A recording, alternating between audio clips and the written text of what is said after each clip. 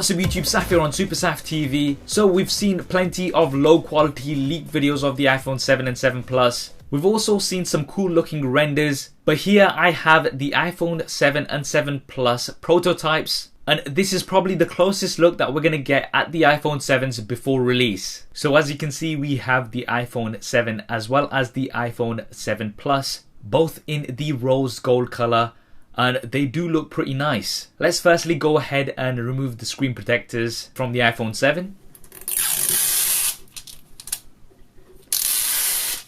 And then from the iPhone 7 Plus.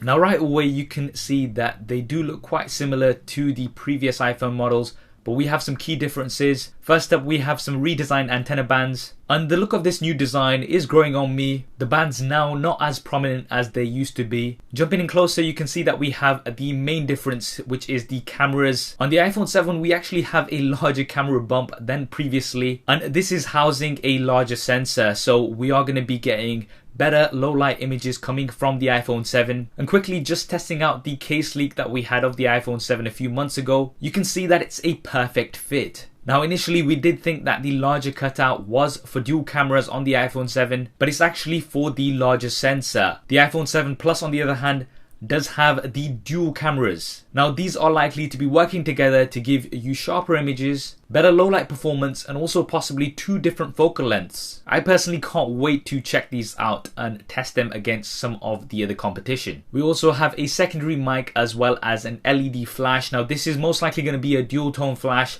On these prototypes it looks like it's just a single. We then have the recognizable shiny Apple logos. On the bottom side of the back we have the iPhone logos as well as some information. These are most likely going to be a little bit different on the final release models. What's also interesting is that these prototypes do not have the 3-pin connectors that we've seen on certain leaks on the iPhone 7 Plus. And realistically speaking, it is looking like this year we are not going to see that 3-pin connector.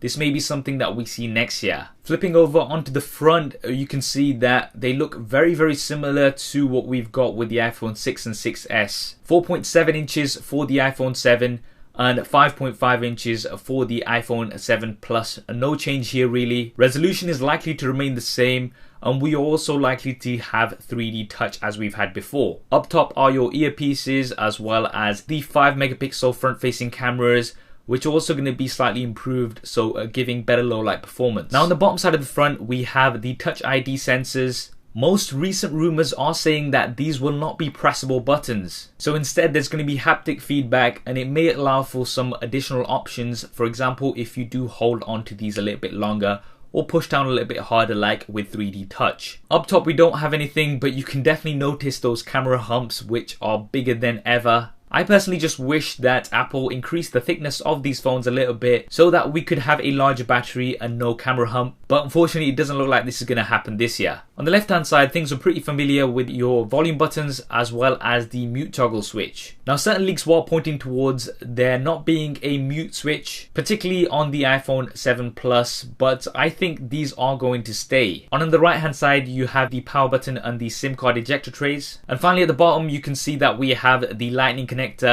and what appears to be 2 speakers. Now these can possibly be 2 speakers, but there is also a suggestion that we'll only have the one bottom facing speaker and the other grills are for the microphone. Now the key thing here is that there is no headphone jack, and this is all but confirmed, so you're either going to have to use Bluetooth headphones with a lightning connector, or use a lightning connector to 3.5mm headphone jack converter. Whether this will be included in the box or not, that we'll have to wait and see for. So there we have it, an unboxing and a very close look at the iPhone 7 and iPhone 7 Plus prototypes. Now this is probably the closest look that we're going to be getting at the new iPhone 7s before the launch next month, and that's likely to be on the 7th of September, with the release following in the coming weeks. What do you think of the iPhone 7 and 7 Plus? Do drop me a comment below and let me know your thoughts. I hope you enjoyed this video and found it useful. If you did, then please do hit that thumbs up button for me. It really does help me out. And if you haven't already, then be sure to subscribe.